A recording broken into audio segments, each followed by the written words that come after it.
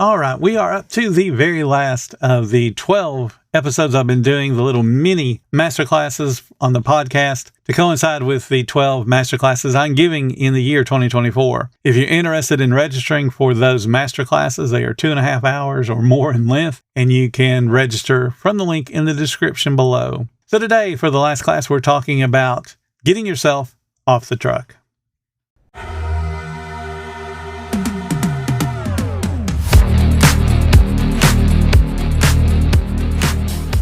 Welcome to the 10-Minute Food Truck Training Podcast. My name is Bill Moore. I am a food truck business coach, author of 5 food truck vending books, including Food Truck 101 and Food Truck 201. This podcast is all about helping you start and grow your food truck business.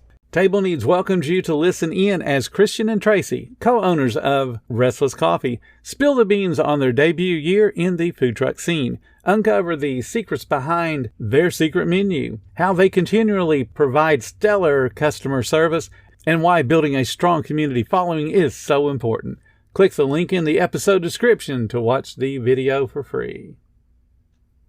Now, when I say get off the truck, I don't mean I want you to sell it and give up. What I want you to do is build a business empire. And it starts with your very first food truck. There's a couple of different ways that you can get yourself off the truck. You can buy a second and third and fourth truck and you run the business, or you can create a franchise and then franchise those trucks out to other individuals. In either case, whether you're creating your own fleet or you're franchising, you have to have a strong foundation. So that's what we're going to talk about, is creating that strong foundation. Now, one thing I do want to say about franchising before we get into creating that foundation is there are a number of firms out there that are creating what effectively is a vanity franchise. You pay a whole bunch of money for the lawyer to set up a legal franchise, and it does take a bunch of money. But what the lawyers don't do is make sure that your business is even viable. That's where they play to your vanity. They come up to you and say, hey, you got an awesome food truck. You ever think about franchising? I have this company that'll do it for you for the low cost of $15,000. And if you got 15 grand laying around, you go, oh, I can franchise and make money like McDonald's and I can be the next Starbucks? Yes, sign me up. The only person that makes money in those kind of situations is that attorney. He makes $15,000 for setting up all the information that you need to be legally franchisable without you actually having the sales pitch, the profitability level that would make somebody go, oh, great food and profitable, sign me up. All right, so how do you get to that point to where it's not just a vanity franchise, but a functional franchise? You have to systematize everything and you have to document your operations. So that means slicing a tomato has to have a specific system on how it's done, step by step. And you're doing that for every single ingredient. That's creating an operations manual. And that's just not the recipes. The operations manual also has a whole bunch of other stuff, like how do people get waited on? What's the script? Hi, welcome to my food truck. Would you like to try one of our delicious hamburgers today? All of that stuff has to be spelled out in detail so that when somebody buys your franchise and is paying you those royalties, they've got this manual they can look at and then duplicate what you're already doing on the food truck. But if you've fallen for these $15,000, I'll create a franchise for you. If you've fallen for one of those little shysters, you won't have the manual. The manual won't be detailed enough for anybody to be successful. So what you end up having, if somebody does buy the franchise, is you end up getting sued by the franchisor or the franchisees because they ain't making no money. So again, the only person that makes money in that scenario was the lawyer. You don't, the franchisees don't. So you have to systematize everything. You have to document every single step of the way. Now, here's another thing that the franchise lawyers don't worry about. Have you built a strong brand? All they want to do is make sure you're legal and can sell a franchise to other people. They don't care what the product is. So have you built a strong brand? Is your brand recognizable, at least in your area? Do people see your logo and go, I know who that is. I want to go get some of that food without having read the menu? You have to have a strong, distinctive brand. It can't just be a food truck. It can't be a food truck with your caricature on it of you holding a spatula and smiling really big. All of those things speak to your vanity and got you to buy something, but it's not a distinctive brand because how many other food trucks have a caricature of them wearing an apron, holding a spatula, holding a piece of meat as a brand logo? So you're not distinctive. You want to impress a potential franchisee, they've got to feel like the brand is cohesive. Not only just the logo, but the colors and the scripts and the fonts and the things that you do on your social media that attract guests. It's all cohesive. That's a brand. If it's not cohesive, then you're just winging it. You're not going to get anybody else to be able to wing it with you.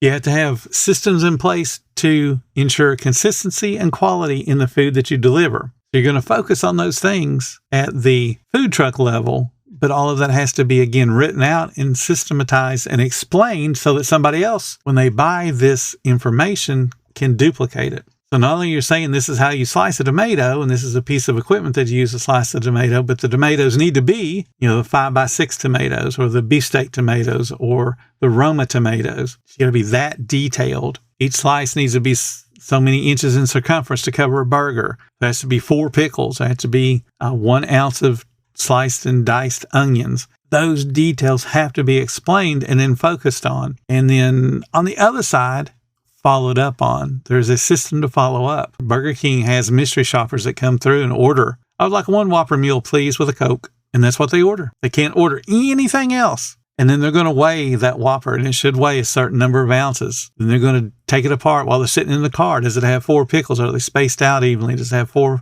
whole onion rings? Does it have 1 tomato that covers most of the hamburger patty? If not 1, does it have 2? Is the lettuce applied appropriately? Is there about 1 ounce of lettuce? So looking at the details. But if you don't have that system in place, you don't really know if the food coming off the truck is what you intended it to be. You got to work on your business and not in it. Super important if you're going to get from 1 to 2. Because at the second you grow from 1 to 2, you can't be on 1 and have somebody on truck number 2 calling you up and saying, hey, we've got a problem. Because you're going to be in the middle of doing something on truck number 1. So you have to work on the business, which is 2 trucks. Not you and a sister truck. That means in order for you to be able to get yourself off the truck, you got to have a strong team to replace whatever you do on truck number 1. Who is taking your place? You should be training them right now. Whether you have an intention of getting a second truck or becoming a franchise or a license, doesn't matter. You should be training someone to replace what you do on that truck. You can be a successful food truck company and have just 1 food truck. You can work from home and have a team that's selling all the food. Somebody's got to replace you and what you do on the food truck. You got to find that person, train that person, and then build the team to produce the results you expect when you ain't there. You need to build your own personal business knowledge. And I'm not talking about how to make a burger, how to cook fries. What I'm talking about is the details of a profit and loss statement, the details of cash flow, of a balance sheet, all of those businessy terms that you may not know right now. You just know I buy $100 worth of food, I turn it into $400 worth of sales, and I've got $100 that I can put back in the bank. You know you're profitable because you're putting money in the bank, but there's more to running a business than just the cash flow aspect. One of the other things you're going to have to learn to get yourself off the truck is now becoming more business relationship focused. Because at the time that you have second or third truck, you're also going to have more close relationships with suppliers because you're buying more suppliers in bulk. You should be able to get better deals because instead of buying 20 pounds of hamburger meat, you're able to buy 60 or 70 or 100 or 200 at a time. And those type of volume purchases should get some type of volume discount. So you have to be able to build those relationships. And it's not only building relationships with people who are going to be selling you stuff, it's building relationships with people that could be investors, that could be supporting your business in other ways.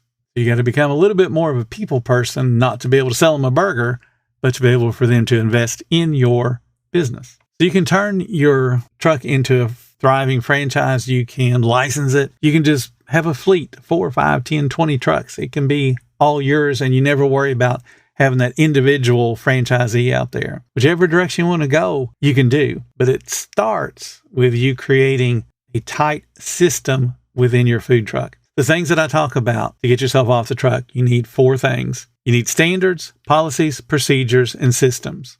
Standards, how big's that tomato? How heavy's the meat? What's the color of the french fries when they come out of the fryer? Those are standards. Policies and procedures support the standards. They explain how to create those standards. And then the systems follow up to make sure that the end result is what the standards and policies and procedures established. Is the food coming out in under 30 seconds? Is the burger cooked to the right temperature? Is that tomato really the right size? So those systems become your voice when you're not on the truck. If you got 100 trucks, those systems become your voice 100 times over.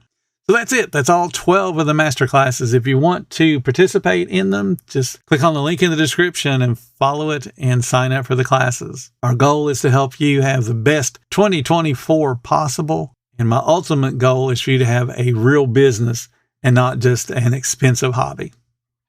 Thank you so much for listening to the 10-Minute Food Truck Training Podcast. If you're finding all the information helpful to your food truck business, please become a monthly supporter of the podcast. Just hit the support button or follow the link in the description. Every little bit does help keep us going. Join our Facebook group. It's called Food Truck Training. We have a whole bunch of awesome members at all different levels, from brand new beginners to decades-old veterans. They've all got your back when it comes to helping you with your food truck. And again, thank you for listening. Come back tomorrow because I got plenty more to say when it comes to helping you and your food truck business grow.